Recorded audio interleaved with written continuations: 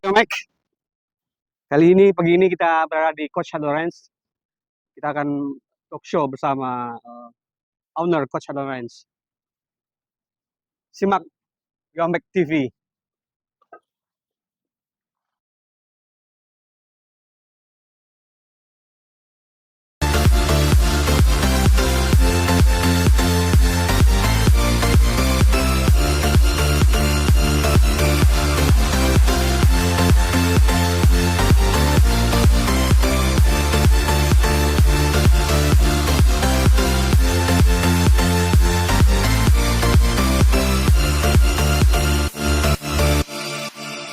Baik, Sobat Yomek.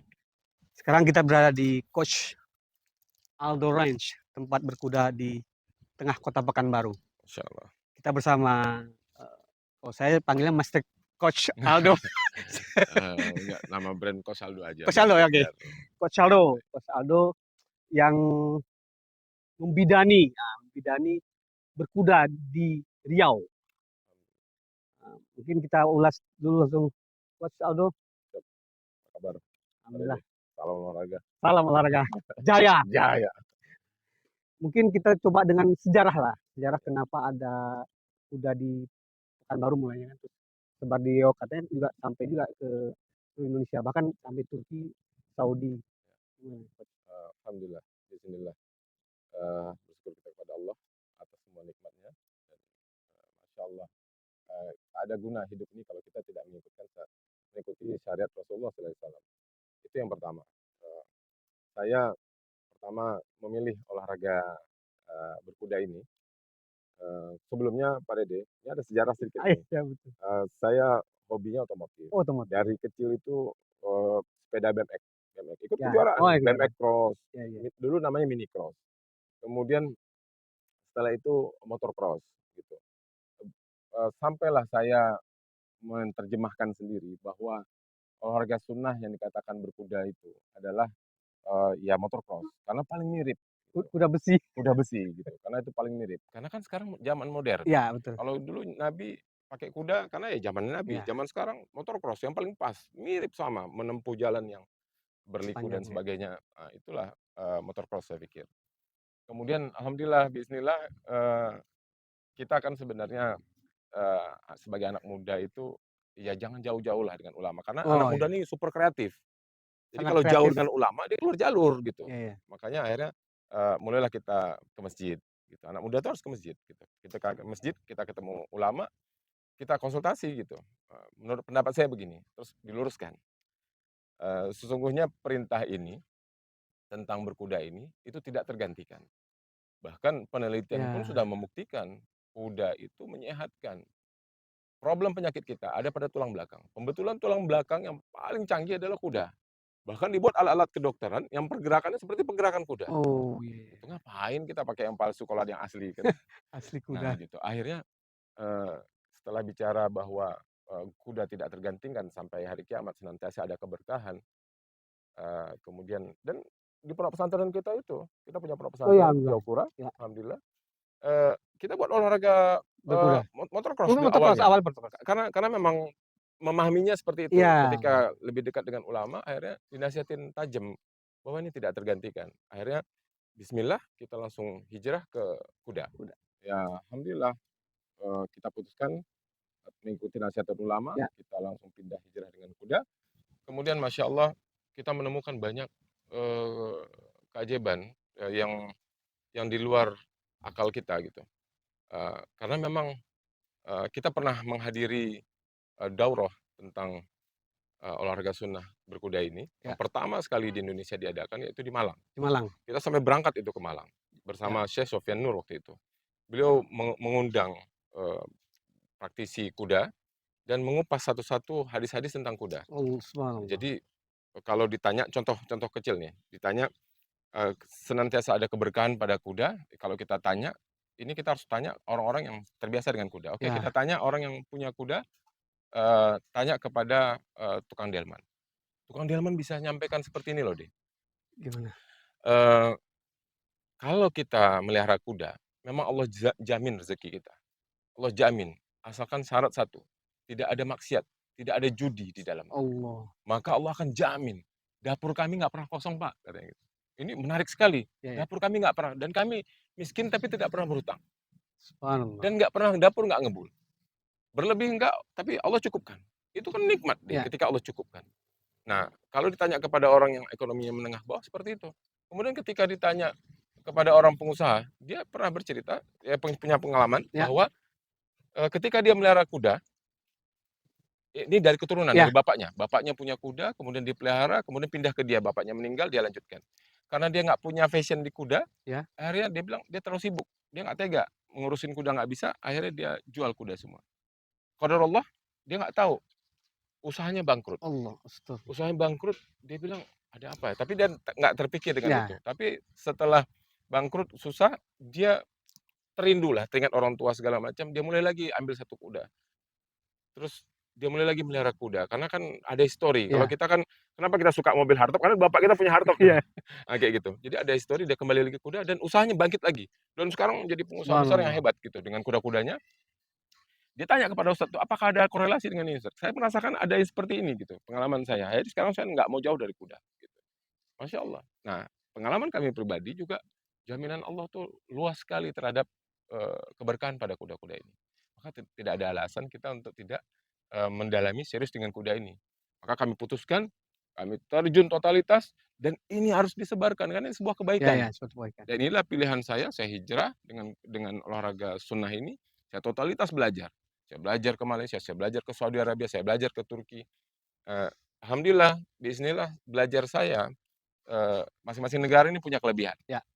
Nah, ketika saya sudah mendapatkan ilmu dari masing-masing negara ini, saya pun bertukar. Ilmu yang saya dapat dari Saudi Arabia, saya Ya. kasih ke Malaysia, ilmu yang saya dapat di Malaysia, saya kasih ke Saudi Saling Arabia, berbagi ilmu. dari ilmu dapat dari Turki, saya bagi ke Malaysia, saya bagi ke Saudi Arabia, dan tentunya juga ke Indonesia, terutama Riau dan Pekanbaru yang tercinta ini. Gitu. Alhamdulillah. Alhamdulillah. Ini sudah cukup siap 2014 ya. 2014 startnya. Mungkin setelah mulai berkuda, tentu banyak event-event yang dibuat sama Coach Aldo. Oh iya, ini salah satu ikhtiar. Alhamdulillah dulu ketika pertama kali saya berkuda, saya itu didatangin oleh Bapak berkuda Riau, Oh ya. yaitu Bapak Jafril Bahra. Beliaulah pendiri Pordasi Ya. Di Riau, ya. di Riau ini. Beliau pendirinya, beliau kumpulkan beberapa orang. Akhirnya diangkatlah Pak Jufri Hasan Basri, Ya. almarhum. Allahumma irham, semoga Allah rahmati beliau. Amin, insyaallah. Beliau serius membangun Pordasi Riau ini. Kemudian beliau ketemu dengan kita. Waktu itu kita belum bisa naik kuda, tapi semangatnya, spiritnya luar biasa. Nah, kita sudah beli kuda dan Ya. terdengar oleh beliau bahwa ada seorang punya kuda sedang berlatih kuda. Akhirnya dia Oh. datangin, Bapak Jafril Bahra ini mendatangi. Langsung Pak Jafril Bahra mengatakan bahwa saya ini adalah pembina kuda, kalau mau saya datangkan pelatih. Terus saya bilang, oke Pak. Akhirnya didatangkanlah pengurus Pordasi, pelatih dari Jakarta, dan kita belajar, dan kemudian kita berangkat ke Jakarta, kita belajar lagi sampai kita ikut pertandingan, dan waktu itu dapat juara 2 kalau nggak salah, pertandingan pertama kali Ya. di Bogor waktu itu, di Pegasus Stable. Alhamdulillah dari situ saya mulai tertarik dan mulai serius. Ternyata berkuda ini nggak bisa otodidak gitu, ada ilmunya. Ya. Gitu, ada ilmunya. Saya belajar lebih Mentornya ya. dalam, ada mentornya. Nah, kemudian setelah saya belajar, saya pun nggak mau berhenti di saya, makanya saya buatkan event. Yes. Penting event ini. Dan setelah saya sebenarnya event ini berawal dari ketika Bapak Jufri Hasan Basri almarhum, beliau ini yang mengangkat saya menjadi ketua Pordasi untuk Kota Pekanbaru. Saya sempat nolak, saya bilang, "Jangan saya atlet," gitu. Ya. "Enggak, ini butuh anak muda yang terobosan untuk membuat olahraga berkuda ini dikenal banyak orang." Ketika saya diangkat, pas waktu itu event pertama kita buat, kita dilantik sama beliau, event endurance pertama. Ya. Kita dilantik sama beliau, kita bentuklah kepengurusan, dan dari situ kita komitmen. Kita akan sebarluaskan karena luar biasa olahraga berkuda ini. Kalau ngurus kuda, nggak naik kuda itu masalah. Ya, Naik kuda nggak buat event juga masalah gitu. Karena jadinya cuma enak sendiri. Ya. Akhirnya kita bersama teman-teman semua, kita bersungguh-sungguh membuat event. Banyak sekali event yang sudah kita buat. Di antaranya yang rutin tiap tahun kita buat Ya, adalah Wali Kota Cup. Wali Kota. Nah ini dia, sebagai ketua Pordasi Kota Pekanbaru, saya pikir kita itu nggak boleh asik sendiri, kita tuh harus menyebarkan luas Ya. dengan bekerja sama dengan berbagai pihak. Makanya saya mendekati Bapak Wali Kota Firdaus MT. Bapak Firdaus MT ini alhamdulillah sahabat saya lama Wah, gitu. Qadarullah beliau jadi wali kota. Akhirnya saya sampaikan ke beliau, waktu itu beliau malah menawarkan proyek kepada saya. Saya bilang enggak, saya mau ngurus kuda. ngurus kuda. Tolong bagaimana event berkuda ini diselenggarakan. Akhirnya beliau komitmen setiap tahun beliau adakan. Beliau support untuk membuat event berkuda, yaitu berkuda endurance Ya. setiap tahun. Alhamdulillah itu berjalan terus rutin. Kemudian setelah itu karena cabang berkuda ini banyak dan ilmu yang saya miliki itu alhamdulillah bismillah juga banyak, saya nggak boleh berhenti di endurance saja. Ya. Saya juga buat show jumping.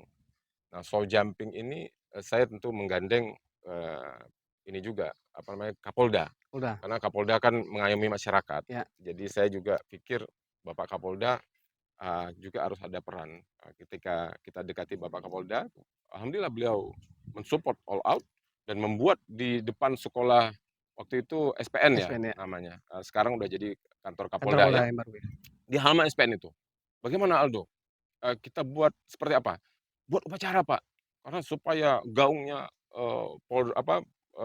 gaungnya Pordasi dan gaungnya Kapolda ini memang terlihat banyak gitu. Ini Irjen Zulkarnain ya? Iya, luar biasa beliau mensupport sampai upacara itu.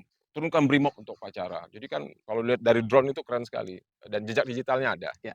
Nah, itu luar biasa. Sekarang atlet yang masa itu berjaya itu sekarang udah tersebar di berbagai provinsi menjadi pelatih. Gitu. Ya alhamdulillah. Ini kerja dari bersama Bapak Kapolda mewujudkan atlet yang punya keahlian jumping ketika itu. Alhamdulillah. Terus kemudian saya juga mendekati Bapak Gubernur. Ya. Minta Bapak Gubernur waktu itu Pak Samsuar ya? Pak Samsuar. Ya. Minta untuk beliau tolonglah buat satu event yang fenomenal, yang skalanya internasional. Akhirnya kita buat Asia Friendly. Yes. Asia Friendly Asia.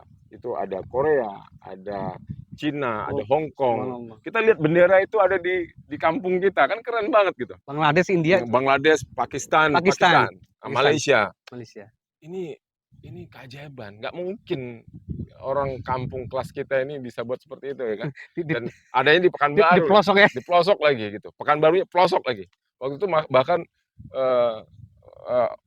Okura itu salah satu daerah yang belum teraspal, jelek, tak terperhatikan. Tapi alhamdulillah ada kuda jadi terperhatikan. Waktu itu di zaman Pak Wali Kota Pak Firdaus. Sebelum Pak Firdaus. Pak Herman Abdullah. Akhirnya diaspal lah jalan itu gitu. Sampai Pak Firdaus memiliki perhatian khusus terhadap wilayah Okura itu, dan Okura itu maju sekali sekarang. Kan lahirnya Bang Menteri Sandiaga Uno di Rumbai. Itu. Apalagi Bang Sandiaga, kita wilayah Rumbai, memang orang-orang Rumbai ini auranya aura beda gitu. Gitu, alhamdulillah. Dan kita juga pernah buat event yang fenomenal. Kita gandeng Bapak Danrem. Ini event karena internasional pertama kali ya?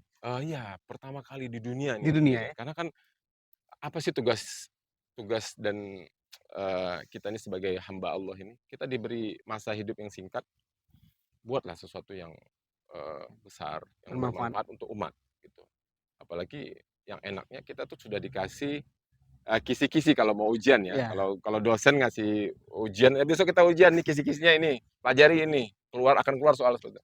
Sekarang ini udah sampai kepada kita perintah untuk melaksanakan olahraga sunnah ini, terutama olahraga berkuda, itu di Al-Quran kan sudah ada, jelas ayatnya. Al-Anfal ayat 60. Wa'idul lahum mastata'tum min quwwah wa min ribatil khail. Itu kan kayak bahasa perintah ya. Kalau seorang komandan tempur ngasih tahu kepada anak buahnya, jawabannya apa? Siap laksanakan komandan. Itu kan bahasa Pak Dede itu. Siap salah, siap laksanakan gitu. Siap. Gak ada lagi kata untuk menolak. Apalagi Allah yang sudah mengatakan di dalam Al-Quran, siapkan olehmu kekuatan apa saja, yaitu dengan kekuatan berkuda. Kekuatan apa saja itu diterjemahkan melalui tafsir dari Ibnu Katsir dan hadis Rasulullah SAW. Itu kekuatan itu disebut adalah memanah. Kekuatan itu adalah memanah. Sampai 3 kali Rasulullah sebutkan. Kekuatan itu adalah. Rasulullah SAW menjelaskan itu jelas. Tapi itu perlu tafsir ya. Ya. Nah, ayat setelahnya, wa min ribatil khail. Wa min ribatil khail itu nggak perlu tafsir. Itu udah jelas. Yaitu dengan kuda yang ditambatkan. Kuda yang ditambatkan maksudnya adalah kuda yang memang sudah terlatih. Ya. Nggak bisa kita melihara kuda hanya untuk dipegang-pegang saja, Oh, untuk nari-nari diliatin. Nggak bisa. Masya Kita harus naik kuda, harus terlatih, harus ada penunggangnya, Ya. harus ada kudanya, komplit. Nah ini perintah. Nah kemudian baru ada hadis-hadis lain pendukung. Ya, ajarnya anakmu berkuda, memanah, berenang. Akhirnya saya terpanggil ada sebuah karya, karena kan begitu luasnya medan Ya. dakwah ini, kita harus bagi-bagi tugas. Betul. Ada yang fokus di Tibun Nabawi, ada yang fokus di bank Ya. syariah, ekonomi, sebagainya. Saya pikir, saya tanya sama mana bagian yang kosong. Waktu itu saya dapat nasihat, bagian kosong adalah di olahraga sunnah. Lihat, olahraga berkuda siapa yang terkenal, olahraga memanah siapa yang terkenal, olahraga berenang siapa yang terkenal. Ketika itu nggak ada, nama muslim nggak ada. Masya Alhamdulillah Allah. sekarang, bismillah untuk internasional, nama Alhamdulillah. muslim udah muncul, Amin. memanah udah muncul, berenang juga udah muncul. Nah ini fenomena yang kita harus bangga karena ada syariatnya. Kita lakukan karena Allah dan Rasulullah membawa risalah yang luar biasa ini, total all out. Nah, makanya kita langsung menggandeng Danrem, Ya. kita buat triathlon sunnah. Nah, gitu. Olahraga sunnah ini kita kerjakan dalam satu event gitu. Kita harus naik kuda, kemudian setelah naik kuda kita lompat ke kita punya danau buatan, Estafet ya. estafet. Nah, kita terjun ke danau buatan, kita berenang 1 kilometer, menyeberang. Kalau ada laut kita akan lompat ke laut. Cuma kita ada danau buatan, Ya. Pekanbaru kan. Ya. Kemudian habis itu kita keluar dari danau, kita jogging, lari bawa Dari panah. Karena berapa ini kilo dari? filosofinya membawa panah sambil berlari ini cuma 4 kilo sih, 4 kilo ya. trail run masuk Ya. hutan kan. Yes. Tapi filosofinya dari perang menjadi sport kan. Ya. Perang dulu kan orang membawa senjatanya, senjatanya kan panah. Ya. Jadi dia berlari bawa panah. Itu kesaksian para atlet ketika dia jago memanah. Pada saat dia harus berlari dengan panah, itu panah tuh jadi beratnya minta ampun gitu. Sampai nggak kuat dia untuk menarik lagi gitu. Bayangkan bagaimana sahabat-sahabat dulu selalu melakukan itu, bagaimana mereka kuat-kuatnya.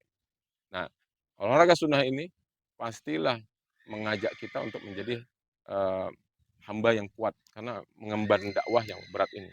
Membawa risalah dakwah ini kan berat. Harus punya fisik yang prima, punya kecerdasan. Maka melalui olahraga sunnah ini kami pastikan betul-betul mensupport itu semua. Riau Triathlon Sunnah Riau Triathlon sama Sunnah, Brigjen Sony Brigjen Aprianto. Sony Aprianto itu brigjen yang luar biasa, fenomenal itu patut memang jadi panglima TNI.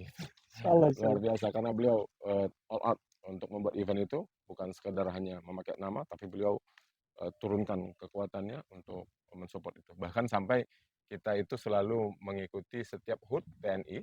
Oh iya ya. Kita itu selalu dipakai untuk tampil meramaikan HUT Turun TNI. kuda-kuda Turun semua. pasukan kuda-kuda semua, dipakaikan kostum tentara. Sampai teman saya grup Harley itu bingung gitu. Harley di depan, kuda di belakangnya ramai pakai pakaian tentara. Mereka heran, ini kok ada pasukan tentara pakai kuda gitu. Padahal teman kita juga anak-anak Harley. Ini luar biasa, kita bangga. Nah, begitulah seharusnya bahwa ketika kita buat event, ini akan tersebar ke masyarakat luas bahwa Islam punya olahraga sunnah. Ada berkuda, ada memanah, ada berenang. Ini satu paket yang sebenarnya tidak terpisahkan. Kalau menjadi atlet kuda yang hebat, kita harus berenangnya harus kuat. Oh, nafas. Nafas. Makanya urutan olahraga sunnah itu kita mulai dari berenang. Berenang itu membangun ketenangan. Kita akan rileks gitu. Kemudian dari berenang kita teruskan dengan memanah. Memanah itu kita belajar fokus satu hal. Nah, berkuda uniknya kita dapatkan dari berenang ketenangan di atas kudanya, dan kita belajar fokus kalau dari memanah adalah satu hal. Kalau berkuda kita harus fokus semua hal. Kita harus berdiri dengan kuda kita harus kontrol kuda, kita harus pilihkan jalan yang baik, kita harus jaga sikap tubuh kita. Kita harus pikirkan banyak hal, fokus terhadap banyak hal. Nah, itulah pemimpin. Satu orang pemimpin harus mikirkan semua, mikirkan keluarganya, mikirkan orang tuanya, mikirkan rakyatnya. Berat. Dan itulah rijal, laki-laki. Rahasia di balik keluarga sunnah untuk menjadikan kita rijal. Kalau mau misalnya pemimpin untuk wanita ya. Insyaallah.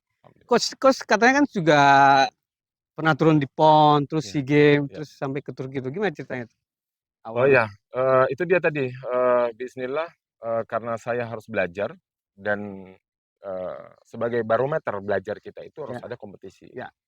Nah, maka saya pasang badan untuk ikut kompetisi di berbagai event. Saya tahun 2016 ikut, PON Jawa Barat ya? PON di Jawa Barat, wakil dari, Riau untuk show jumping gitu. Itu karena saya belajar show jumping. Kemudian di 2017 saya ikut, di Malaysia, untuk endurance, SEA Games ya? SEA Games SEA Games gitu, 2017 Kuala endurance, Lumpur. cuman memang, saya kecelakaan kan, Oh ya? ditendang kuda itu waktu 2017 itu. Ya. Jadi ya intinya saya, all out, belajar, kemudian indikator belajar ketika pra-SEA Games itu prosesnya itu selama 1 tahun itu. Oh, Saya, nggak sembarangan ya? ya selalu juara 2, kalau enggak 2, 3, 2, 3. Nah, juara satunya Malaysia, karena apa? Karena mereka tuan rumah. Saya saya jaga, saya di belakang Malaysia. Ini wakil Indonesia Wakil Indonesia, di SEA Games. ketika di SEA Games itu saya selalu dari pra-SEA Games selama setahun Ya, itu, saya selalu kalau nggak nomor 2, nomor 3 gitu. Selalu, 3 besar gitu. Dan selalu di belakang Malaysia, kenapa? Karena Malaysia tuan rumah. ya. Itu ya apa? Sultan Terengganu. Sultan Terengganu, karena sultan di depan kita. Nah, mungkin di belakang Kita harus hormati. hormati Sultan. Itu adab ya. Kompetisi itu juga ada adab Ya, gitu. Kadang-kadang, kita ingin nomor 1 tapi kita lihat, oh di depan ada raja. Begitu, alhamdulillah. Jadi kompetisi itu sebagai barometer. Maka saya himbau kepada anak-anak kita yang sudah belajar berkuda, ikut kompetisi. Ikut kompetisi. Dan sebagai, apa namanya, ya pengayom olahraga ini, buatlah event. ya. Gitu. Kalau kita sebagai ketua Pordasi Kota Pekanbaru, makanya kita rajin buat event. Kita buat event dari Wali Kota Cup, Gubernur Cup, Dan Danrem rem. Cup, Kapolda Cup, itu kita ambil semua. Kalau bahkan tadi kalau sempat kita mau buat Presiden Cup gitu. Cuman sayang Bapak Presiden sudah mau selesai dan saya pun sudah selesai jabatannya gitu. Kalau saya masih ada mungkin saya kejar itu. Next. Next, Insyaallah, insyaallah insyaallah. mudah-mudahan bisa kita buat, Ya, Presiden Cup di, ya. Riau Pekanbaru ini insyaallah. Itu yang katanya sampai ke Turki dapat medali juga kan? Ya, Di Turki saya itu ya event apa? saya sudah event show jumping, kemudian endurance, kemudian saya ikut berkuda memanah. Alhamdulillah bismillah saya, ikut kompetisi berkuda memanah melawan 36 negara. Alhamdulillah. Belum ada event terbesar yang, kompetisinya melawan 36 negara. Itu pun seharusnya 38 negara, minus Ukraina sama, Soviet karena perang. Ya. Kalau Oh, ada mereka, ya 38 negara. Ini event terbesar, dan saya lihat masing-masing negara punya kemampuan yang sama, berimbang sekali. Alhamdulillah bismillah saya dapat nomor 3 ketika itu. naik podium lah. Naik podium lah gitu, Bendera alhamdulillah. Indonesia berkibar di Berkibar. Turki. Yang paling suka itu kita tuh membawa bendera Indonesia itu. Nah sekarang nih anak-anak muda udah mulai muncul, Alhamdulillah. membawa bendera Indonesia, nah kayak gitu. Itu yang saya maksud. Barometer latihan adalah pertandingan. Pertandingan kita harus tampil, membawa, dari mulai daerah kita, negara kita, dan yang paling penting adalah nanti agama kita. Insyaallah. Gitu, insyaallah. Alhamdulillah. Baik, saya pikir cukup panjang dan lebar ngomong dengan Coach Aldo. Alhamdulillah. Semoga penuh manfaat dan berkembang terus berkuda di Riau bahkan di Indonesia. Amin. Baik, sahabat Romek, event podcast ini disponsori oleh Butik Umroh. Jangan lupa subscribe, like, and share Riau TV. Assalamualaikum warahmatullahi wabarakatuh. Waalaikumsalam.